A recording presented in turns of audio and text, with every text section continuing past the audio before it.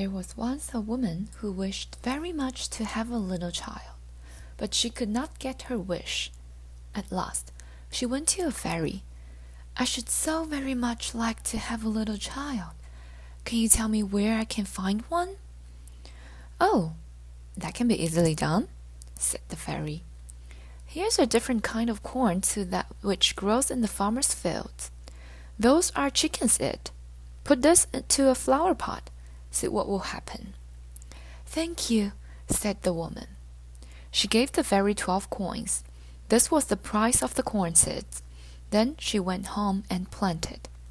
Immediately, a large handsome flower grew up. It was something like a tulip in appearance, but its leaves were tightly closed as if it were still a bud.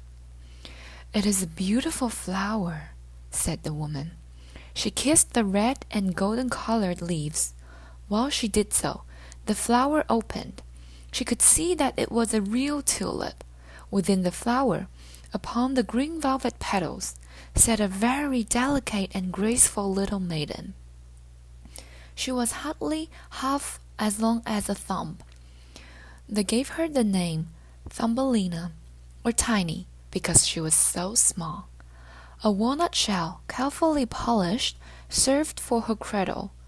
Her bed was formed of blue violet leaves with a rose leaf for a bed cover. Here she slept at night, but during the day she amused herself on the table.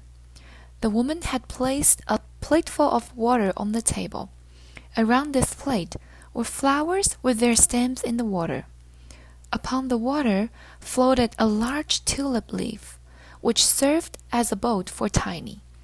Here the little maiden sat. She rowed herself from side to side with 2 oars made of white horsehair. It really was a pretty sight. Tiny could also sing softly and sweetly. Nothing like her singing had ever before been heard. One night, Thumbelina lay in her pretty bed. A large, ugly, wet tod crept through a broken part of her window. It leaped right upon the table where Tiny lay sleeping under her rose-leaf bed cover. "What a pretty little wife this could make for my son," said the tod. The tod took the walnut shell in which little Tiny lay asleep. The tod jumped through the window with it into the garden.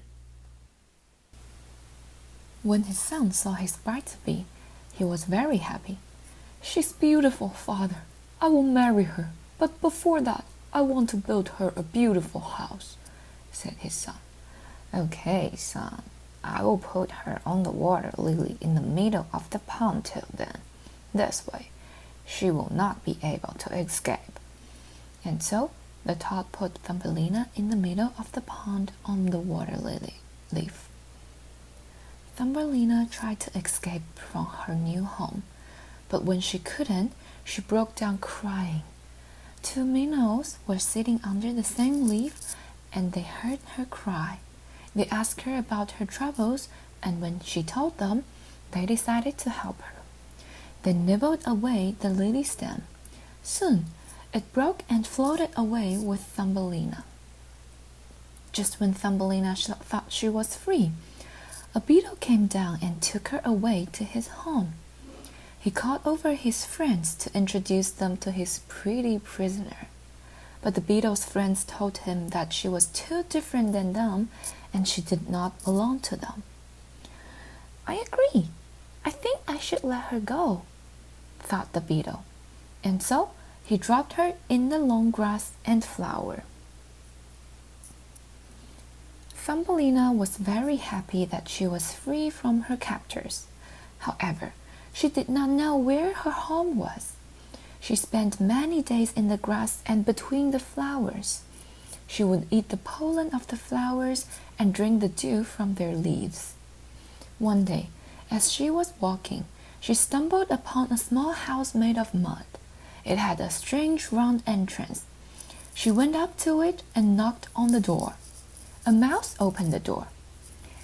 "Hello, isn't it cold outside there for you today? Come in, please." "Thank you very much," said Thumbelina. Once Thumbelina was settled comfortably in the mouse house, he asked her about who she was. Thumbelina told him her entire story. "Don't worry, you can stay here as long as you like," said the mouse.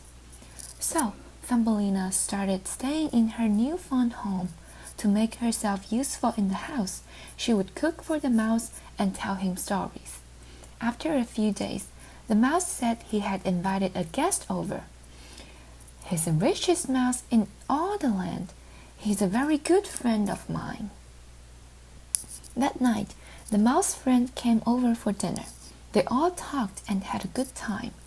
During the course of dinner, the friend fell in love with Thumbelina and declared that he would marry her. Thumbelina had no choice but to go along with what was happening. When the friend offered to show her his home, she agreed to visit his house, and there are 3 of them set together off. On the way, they entered a tunnel. There, they find an injured swallow lying on the ground. The mouse friend kicked it and rudely said, "Serves her right. What is she doing in the tunnels? He should have stayed in the air." Thumbelina was shocked to see that someone could treat another like this. Unseen by the mice, she ran away from there.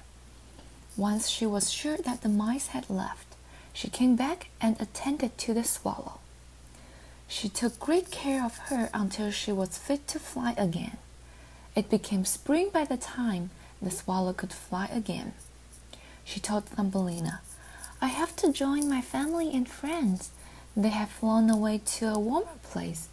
I cannot stay here. Come with me."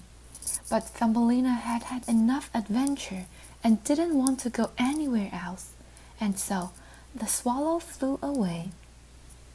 A few months have passed when the love-struck friend of the mouse found Thumbelina again. "Oh, my beloved, I've been looking for you everywhere. Now I've found you and must marry you." Thumbelina knew there was no way out of it for her, so she asked him if she could spend one last day out in the open air before she was confined to living the rest of her life underground with him. As she roamed in the open fields for one last time, she heard a familiar voice. Come away with me where your spirit will always be free," said the swallow. Thumbelina saw her old friend who had returned to her. This time around, she agreed and hopped on the back of the swallow, and they took off. They flew over land and water and fields of grain. When they reached the land of the flowers, the swallow landed Thumbelina on a beautiful flower petal. "This is a kingdom of the flowers, and that is their king," told the swallow. Thumbelina saw a handsome young king with beautiful wings. He was surrounded by lovely flowers. As soon as he saw him, she knew she wanted to call this place home. Her presence attracted the king's attention. She too fell in love with her immediately. "Will you marry me?" asked the king. "Yes," replied Thumbelina with a big smile. As happiness spread across her face, she grew a beautiful pair of wings and became the flower queen. Soon they got married and lived happily ever after.